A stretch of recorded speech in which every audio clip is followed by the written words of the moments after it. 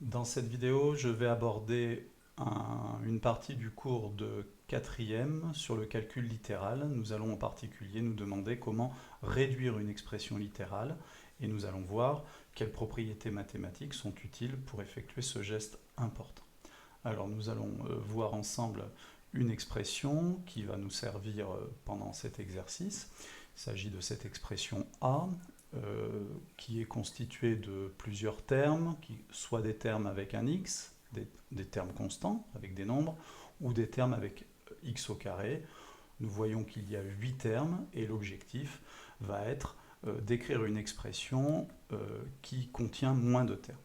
Alors avant de nous lancer dans ce travail, nous allons tout d'abord revenir sur quelque chose d'essentiel, c'est la question de savoir pour quelle raison l'expression 3x plus 7x peut être réduite sous la forme, on le sait tous, de 10x, et pour quelle raison l'expression 3x plus 7, elle, ne peut pas être réduite, bien qu'elle ressemble beaucoup à la précédente.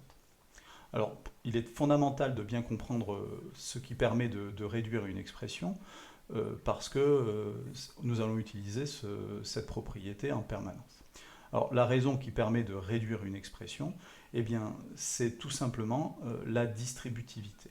En effet, nous connaissons tous cette propriété de la multiplication par rapport à l'addition, qui nous affirme que si nous avons le produit d'un nombre k par une somme a plus b, somme algébrique, eh bien, on peut l'écrire sous la forme k fois a plus k fois b.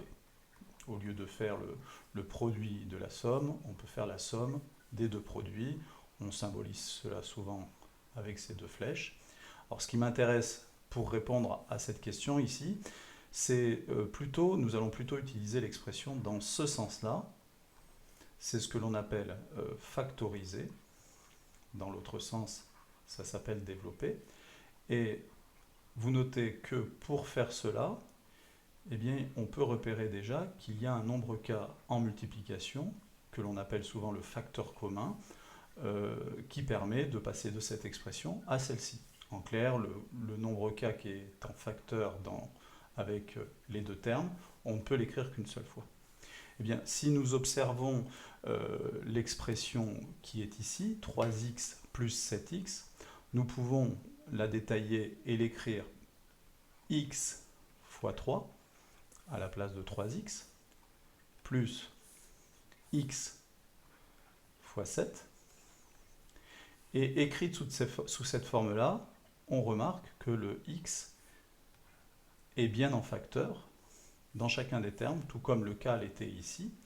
Et du coup, on peut suivre la flèche dans ce sens-là et factoriser le x, facteur de 3 plus 7. 3 plus 7 est égal à 10, et c'est la raison pour laquelle nous pouvons en déduire que 3x plus 7x est égal à 3 plus 7, 10, fois x, c'est-à-dire 10x. Alors on a l'impression d'avoir fait quelque chose d'extrêmement banal en disant que 3x plus 7x est égal à 10x. Bien sûr que nous ne repasserons jamais par ces étapes-là, ceci est de l'ordre d'une démonstration sur un exemple générique, mais cela justifie le fait que l'on a le droit d'ajouter les x entre eux, et on obtient bien 10x. Vous remarquez ensuite que, alors que ici, nous avons pu réduire l'expression 3x plus 7x en l'écrivant 10x, et ça grâce au facteur commun qui est le x, vous remarquez que dans cette expression-là, eh bien, nous ne pouvons pas réduire parce qu'il y a bien un x auprès du 3 en multiplication, mais il n'y a pas de facteur commun au niveau du 7, et du coup l'expression 3x plus 7 ne peut pas être réduite. Donc, dans la leçon, nous avons dit que nous pouvons réduire les sommes algébriques qui concernent des termes qui se ressemblent, des termes en x, des termes en x carré, des nombres, mais on ne peut pas réduire quand il y a des termes de familles différentes. Alors, c'est exactement ce principe-là que nous allons utiliser dorénavant dans l'expression A. Alors, dans cette expression A, nous allons tout d'abord identifier chaque terme. Ici, nous avons un premier terme qui est un terme en x, c'est le terme moins 3x. Juste à côté, nous avons un terme constant, un nombre, qui est le terme plus 7, le nombre plus 7. Et en suivant, nous avons un autre terme d'une autre famille qui est moins x au carré, donc moins x au carré, ici. On continue, on constate qu'on a à nouveau un terme en x, suivi d'un terme constant, moins 8, un autre terme en x carré, suivi à nouveau d'un nombre, plus 8, et enfin, un terme en x. Vous remarquez au passage que à chaque fois, j'ai bien encadré le signe qui précède l'expression, puisqu'il ne s'agit pas d'un symbole de soustraction, mais du signe du nombre 3. Moins 3x, moins x au carré, etc., etc. Bien maintenant, il ne reste plus qu'à réduire cette expression en effectuant les réductions des termes de même famille. Alors nous pouvons commencer par réduire, traditionnellement on commence souvent par les termes de plus haut degré, c'est-à-dire on commence par les x au carré, ensuite les nombres, les x, puis les nombres. Ça n'a pas d'importance en soi, mais c'est par souci d'organisation, on commence toujours par la puissance la plus élevée.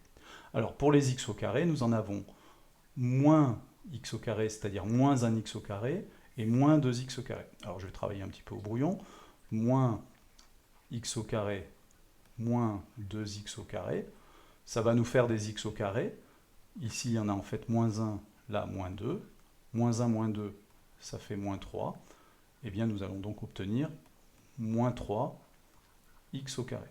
Donc le premier terme, c'est moins 3 x au carré.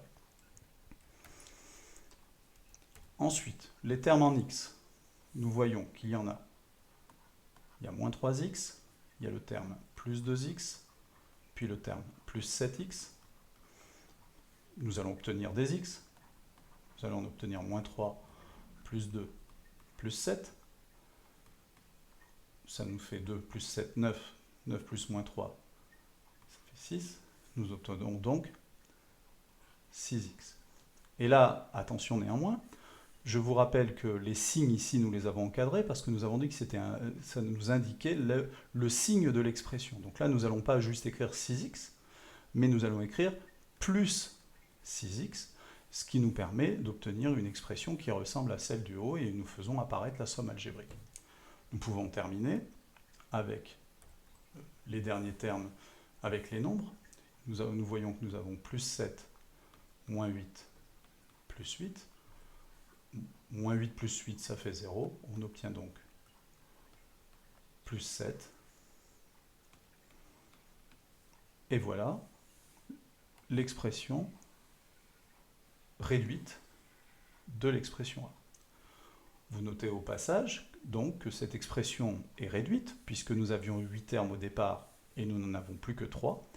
Et on ne peut pas la réduire davantage, puisque d'après ce que nous avons vu tout à l'heure, nous n'avons plus que des termes en x au carré, x et 7, et ces termes, eh bien, ne peuvent pas fonctionner ensemble, ne peuvent pas s'ajouter, et voilà l'expression réduite qui correspond à l'expression de départ.